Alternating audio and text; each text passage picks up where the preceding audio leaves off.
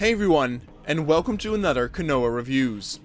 Today we take a look at a very obscure game that over time has been forgotten by many, yet has received a certain cult status and even a fan base that is still active today, in keeping its legacy alive through modding and walkthroughs.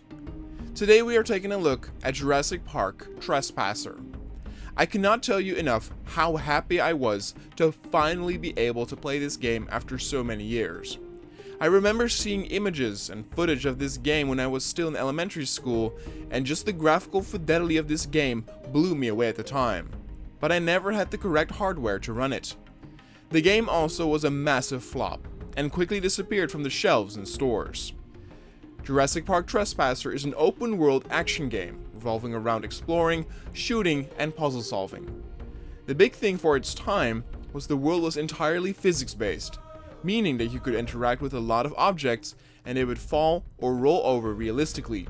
Nowadays, this is very standard in video games.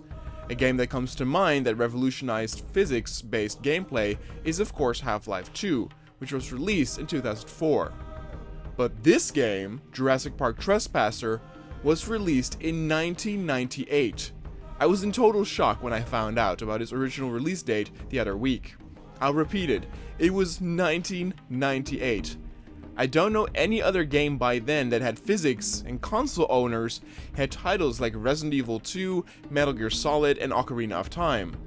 All absolute classics in terms of gameplay, but they were put to absolute shame in graphics compared to this title, which released for PC. In many ways, Jurassic Park Trespasser was way ahead of its time, but the project overall was too ambitious for the team, resulting in a bit of a mess. The initial announcement trailer and screenshots also promised a game that was even prettier than the one they got in 1998. The dinosaur models in the trailer looked way prettier, and there were better effects like proper dynamic shadows. If they actually had pulled off the graphics they had promised in the trailers, it would have definitely have been the crisis of that generation. But the overall promises were too much for the small team, and so the game got a pretty big downgrade in terms of graphics, though it still looked good for the time. For Trespasser, even Spielberg himself got involved, and Richard Attenborough, the actor who plays John Hammond, did voice acting for this game, making you show how legitimate it was. The story takes place after the events of The Lost World, and can be seen as a canon sequel to this. You play as Ann Miller, a young woman who survives a plane crash and is stranded on Isla Sorna, where Jurassic Park's dinosaurs roam freely. The big appeal of this game back in the day was its large open environments. There was always a single location you were supposed to head towards, but the levels were vast and open, encouraging exploration. In a matter of minutes, you get introduced to the game's unique mechanics, which will definitely not be to the liking of some. The game is entirely physics-based, and that also counts for your character. By holding the left mouse button, you move your arm around, which is done very floppily. If you click the right mouse button near an item, you pick it up, and can swing it around or throw it away.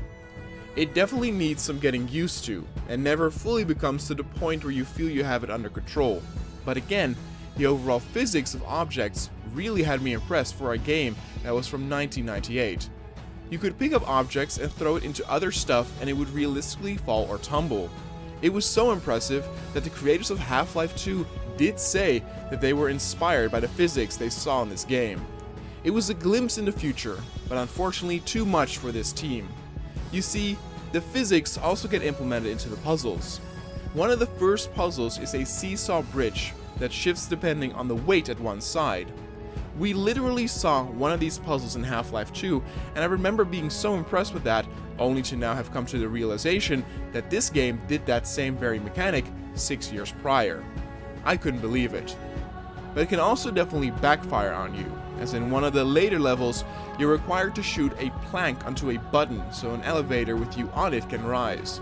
If you are unlucky, or shoot the plank in the wrong area, it will not fall onto the button and you're screwed. Basically, for some puzzles, you can really screw yourself over by messing up the physics. But what about the action? So for the first 5 to 10 minutes or so, you walk around and get used to the physics-based objects and items. Then soon after, it teaches you how to handle weapons and shoot. You can carry 2 weapons at a time, If you put one away, you will carry it either on your back or belt. If you also look down, you see a very pleasant view of her very well endowed heart, which is her health. The more red the heart becomes, the more hurt the character is. The mechanic was done to avoid creating a HUD for more immersion. Same thing goes for the bullets, where you don't see a bullet counter, but the main character tells you how many bullets are still in the clip or magazine. A similar mechanic was used in the 2005 video game King Kong, proving yet again how Trespasser was ahead of its time. But the handling of the weapons is very weird, and will be the most off-putting thing to a lot of people. There are no iron sights, yet you need to move your floppy arm around to where you can aim at the enemy dinosaur. In a way, it's very interesting, because you are actually trying to properly aim, but the mechanic is so wobbly and finicky that it is far from ideal. I got a handle on it at a certain point, but it's not always as steady, since some of the dinosaurs are very infrequent in how many shots they take before they go down. The amount of weapons is pretty good, with melee weapons, pistols, submachine guns, turrets, and rifles. So after you have familiarized yourself somewhat with how the weapons work, you head deeper into the island, and it actually takes 15 to 20 minutes before you see your first dinosaur. While you walk, you sometimes hear narration from the main character or John Hammond himself, also proving that this game was ahead of its time for the walking simulator genre. The first dinosaur you will see is the Brachiosaurus, and I have to say that the dinosaur models indeed don't look very good. Probably also not for that time. They look very blocky, though the size is pretty impressive. The Brachiosaurus will leave you alone as it's doing its own thing, but soon after you will run into your first hostile dinosaur in the form of a raptor. Some of the raptors will be in position behind rocks or trees, making them sneak up on you, and since you don't hear them walking, they can sometimes give you a good scare. The main issue I have with the game is enemy variety. The amount of dinosaurs you will come across on the island is quite limited. With herbivores included, I believe I counted 7 different dinosaur types. In terms of enemy dinosaur types, there are only 3, which include raptors for the most part, but also an Albertosaurus, and of course the T-Rex. But you only see the Albertosaurus and the T-Rex 3 or 4 times throughout the entire game, and for the rest, you are always fighting raptors, to the point where it became really boring and tedious. They are just the same enemies over and over and over and over and over again.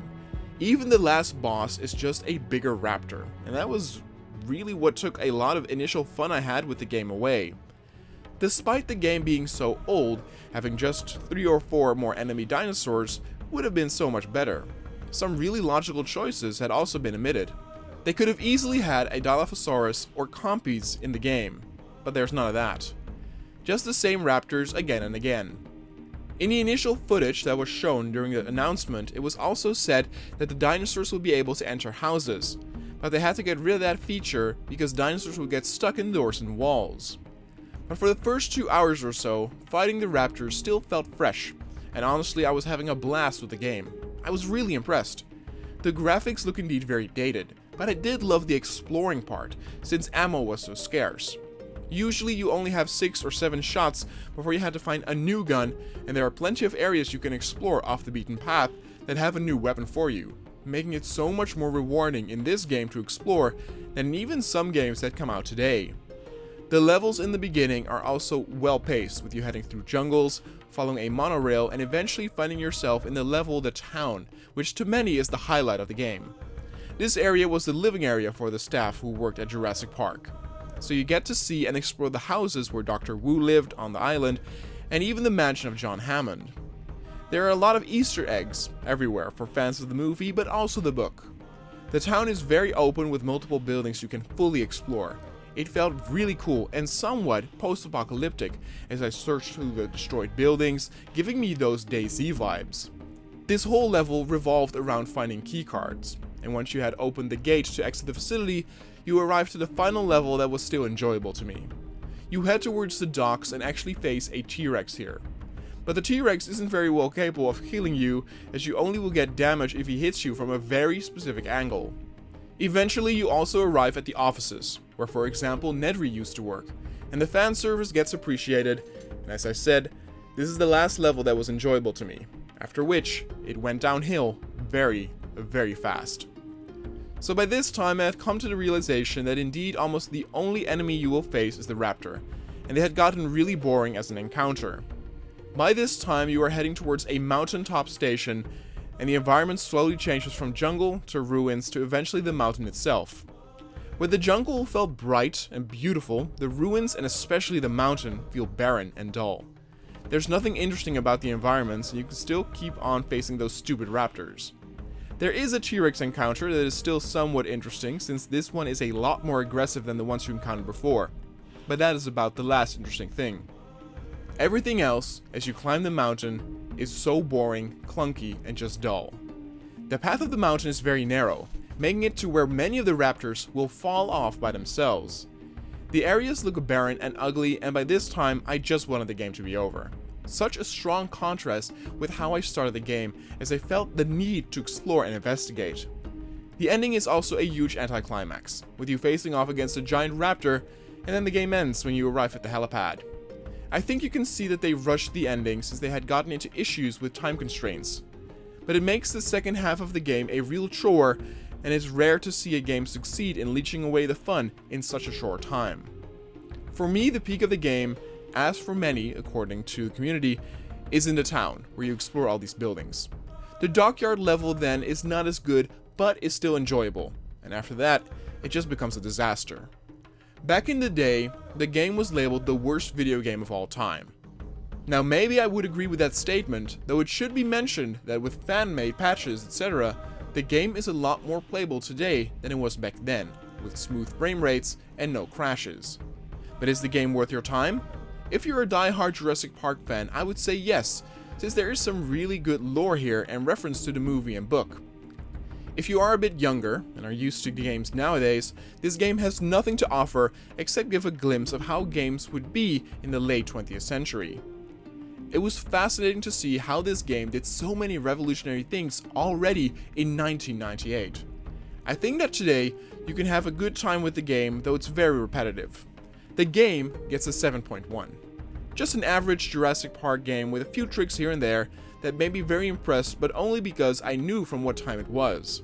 If you don't have that time frame set of mind, then don't even bother with this game. It's a shame there never was a remake or remaster of Jurassic Park Trespasser, since with today's technologies, I think a proper open world Jurassic Park game would be absolutely amazing. Maybe someday modders will do the impossible and recreate this very obscure but unique game.